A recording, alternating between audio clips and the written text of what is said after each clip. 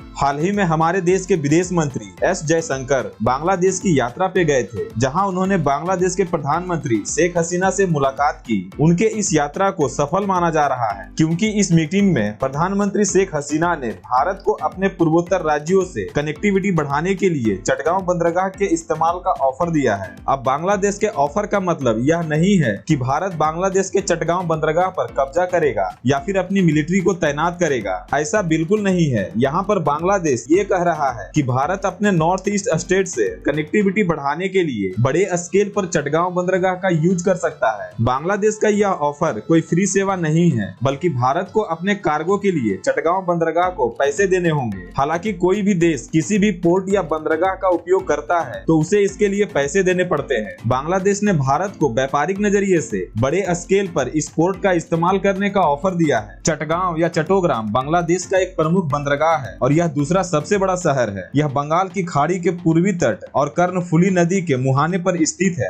अब सवाल आता है कि चटगांव बंदरगाह बांग्लादेश का इतना इम्पोर्टेंट बंदरगाह है, इसके बावजूद वह इसके इस्तेमाल का ऑफर भारत को क्यों दे रहा है? तो इसके कई कारण है। पहला तो यह है कि व्यापार के क्षेत्र में बांग्लादेश की सीधी टक्कर म्यांमार से है और वर्तमान समय में म्यांमार की राजनीतिक स्थिति अभी उतनी अच्छी नहीं है। इसके बावजूद म्यांमार की इकोनॉमी लगातार ग्रो कर रही है। इसके साथ ही भारत ने अपने पूर्वोत्तर राज्यों से कनेक्टिविटी बढ़ाने के लिए म्यांमार में पोर्ट सितवे के नाम से एक पोर्ट डेवलप कर लिया है। अब बांग्लादेश को डर है कि भारत लॉन्ग टर्म में नॉर्थ ईस्ट से कनेक्ट रखने के लिए बांग्लादेश के मुकाबले म्यांमार पर ज्यादा डिपेंड हो सकता है। भारत अपने नॉर्थ ईस्ट स्टेट से कनेक्टिविटी के लिए जैसे जैसे म्यांमार पर डिपेंड होगा, उसी तरह म्यांमार को इसका आर्थिक लाभ मिलता रहेगा। इन सभी बातों को बांग्लादेश अच्छी तरह से देख रहा है। दूसरा कारण यह है कि अमेरिका ने बांग्लादेश के रैपिड एक्शन बटालियन RAB पर प्रतिबंध लगा दिया है, जिसे लेकर बांग्लादेश काफी परेशान रहता है। RAB का गठन बांग्लादेश की सरकार ने तब किया था जब देश में क्राइम बहुत ज्यादा बढ़ गया था। ऐसे में बांग्लादेश के PM ने अपने अंडर